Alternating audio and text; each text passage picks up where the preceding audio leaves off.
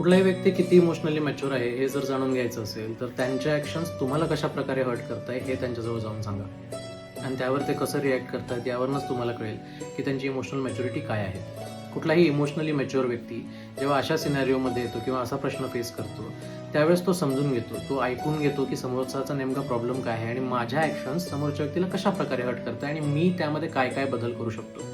पण जे emotionally immature असतात ती लोकं नेहमी सहसा डिफेन्सिव्ह होतात किंवा रागवतात, चिडतात, तुम्हालाच ब्लेम करायला लागतात की तू फार सेन्सिटिव्ह आहे, तुलाच कळत नाही, मला तर असं म्हणायचंच नव्हतं, तू नेहमी चुकीचा अर्थ घेतो किंवा घेते.